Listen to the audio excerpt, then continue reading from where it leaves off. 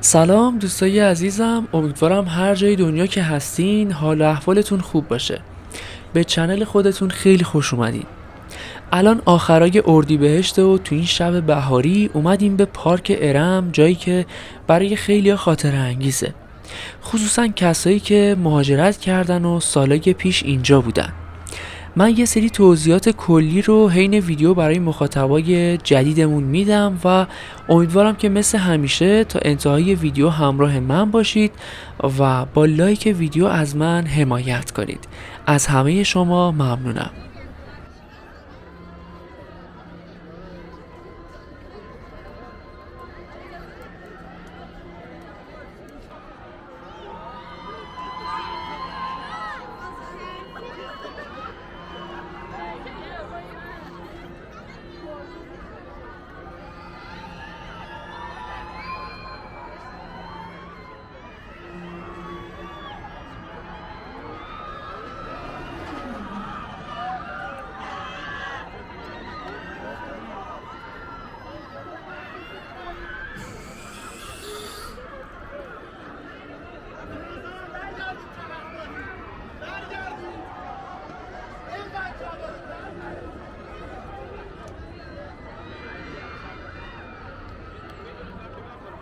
پارک ارم بزرگترین پارک تفریحی ایرانه که در غرب تهران قرار داره. حدود 70 هکتار مساحت داره و یه دریاچه 9 هکتاری با قابلیت ماهیگیری و قایق سواری هم داره که تو این ویدیو یه بخششو نشونتون میدم.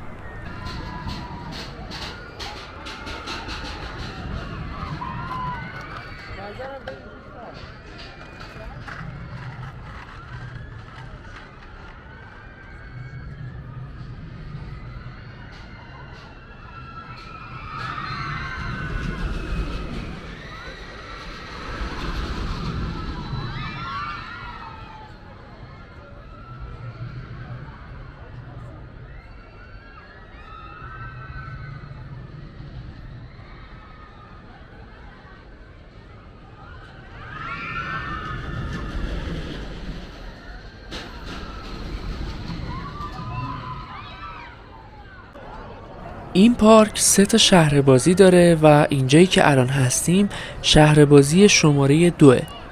بیش از 80 دستگاه مختلف بازی اینجا وجود داره که برای هر سلیقه مناسبه. برای خرید بلیت هم باید به این باجه ها مراجعه کنید.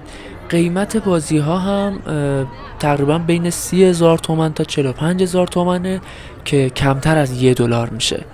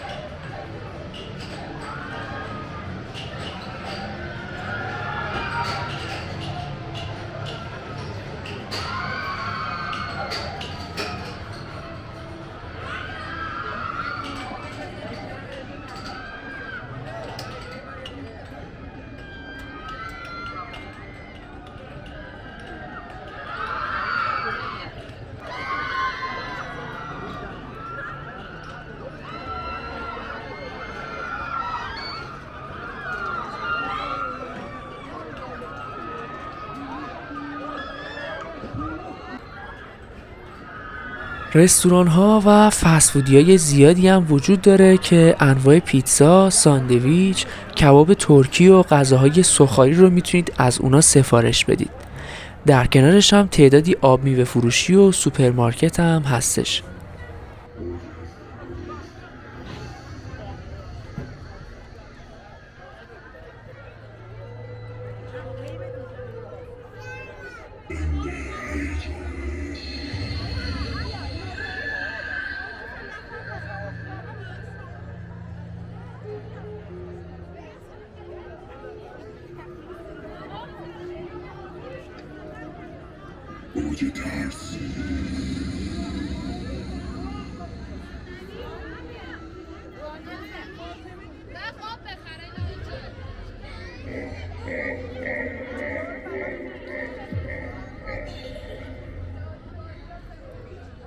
اینجا هم اسکله قایق سواریه که میتونید انواع قایق موتوری و قایق پدالی رو کرایه کنید و توی دریاچه تفریح کنید.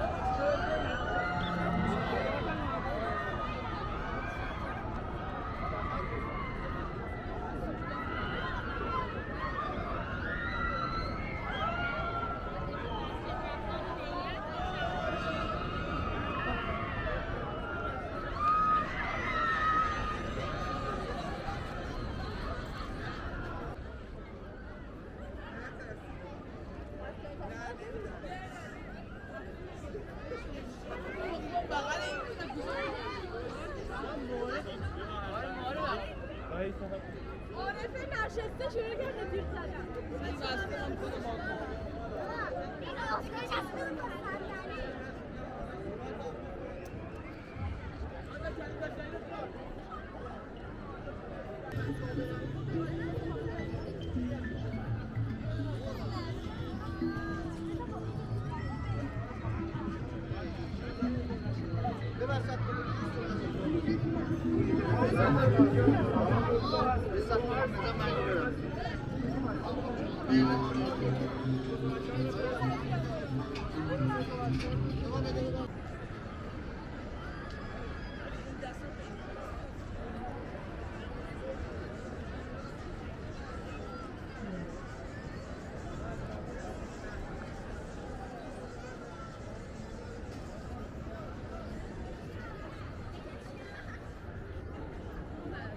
اشاره کرد.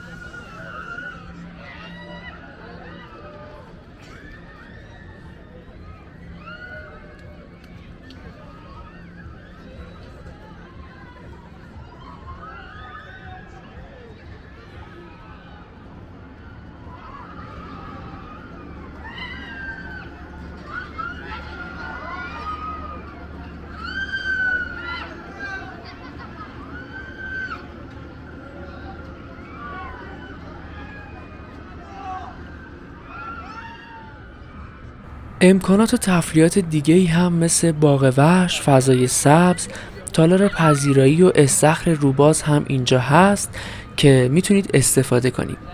مثل همیشه لینک آدرس پارک رو تو قسمت دیسکریپشن براتون میذارم تا به راحتی بتونید مسیریابی کنید.